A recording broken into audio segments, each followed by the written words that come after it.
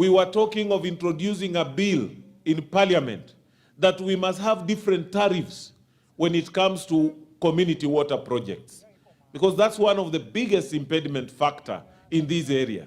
We lie in lower areas, so it means that for us to be able to provide water, we must use energy because of the low-lying areas. If we were in higher areas, it's easier to get water from higher places to lower places. But along the lake basin, most of our counties are in lower areas, apart maybe a few places like in Kakamega and Vihiga. But when you come to Busia, Mutembei here, we are low-lying counties, and it means we must use energy to be able to reticulate and transport our water. So let me say thank you once again to the people of Japan through the ambassador here, and again to the Yamaha Corporation, that this is a technology that we are going to borrow. Allow me also, the people of Mutembei, to thank Her Excellency Gladys Wanga for the work that she has done within these 8 months. The children who are singing here, they articulated very well. And I have to say that she had kept the pace very high for some of us. Because wherever I went, even in the national government offices, I would get her tracks. Honorable Her Excellency Gladys Wanga has been here. Whether it was in Kenya, whether it was in rural electrification, whether it was in roads ministry, I saw her there. So I want to thank you, Your Excellency, that you are fighting for your people, and we must continue to do that. The people of Mutembei did make a mistake to have you as the ambassador here. And I believe, as the governor here.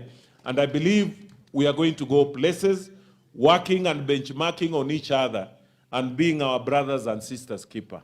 So asante sana, Your Excellency, for being benevolent to us, to allow us to come and share. Before I sit down, let me also extend my word of congratulation to Baba, Raila Amolo Odinga, and what they did with His Excellency William Ruto to decide that Kenya belongs to all of us. Let us reason together. We have got a lot of problems in this country, but we also have got a lot of opportunities in this country. We should not be divided. Issues that divide us can be discussed. People can talk to each other. And they have shown that by postponing the mandamanos, which were supposed to be there on Monday, by saying, come and let us reason together. So I also want to urge the leaders, those of us who are both in Azimio and the other side of Kenya Kwanza, please let us support our leaders in this good gesture they have shown to bring the country together so that we have amicable solutions to some of the problems that are bedeviling us. We need to reform our electoral process, we agree. We need to look at our economy so that the cost of living for most Kenyans is bearable. We need to do that. Because those of us who are here, we are aware of thousands of our children who are struggling at home because they cannot afford school fees. We are also aware of vulnerable families that cannot feed themselves. That's why as governments, we are also struggling to come up with school feeding programs.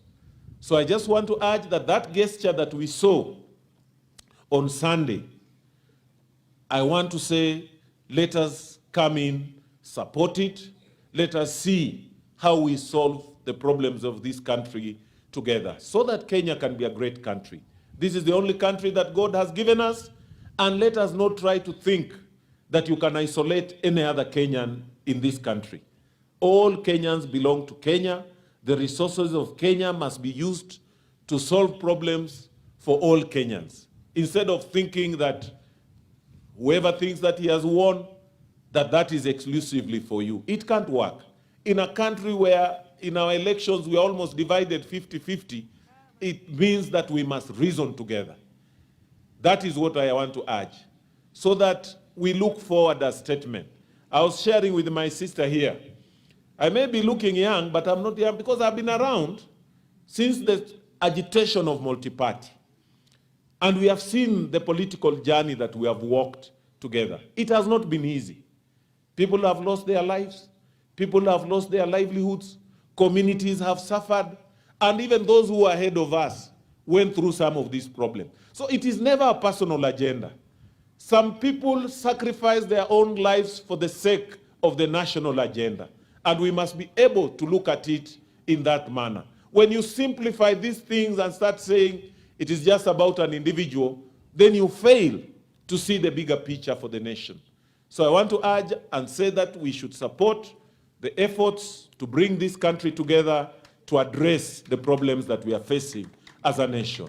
I want to thank you, and I want to thank our leader, Raila Odinga, for that gesture, and also the other side for the gesture that they have shown. And we want to see that we move together. With those very many remarks, let me once again say that we are grateful to the people of Homa Bay. You are aware that when you cross this lake, there's no barrier between here and Sioport or Budalangi. It is direct Nywe or Luanda Kotieno. It is just Nywe. So we are in the same ecosystem. And what works here will work for us on the other side. I want to take this opportunity to invite my colleague that next time we have a similar function in Busia, we are also going to invite you to benchmark. Because me, I want to start with solar.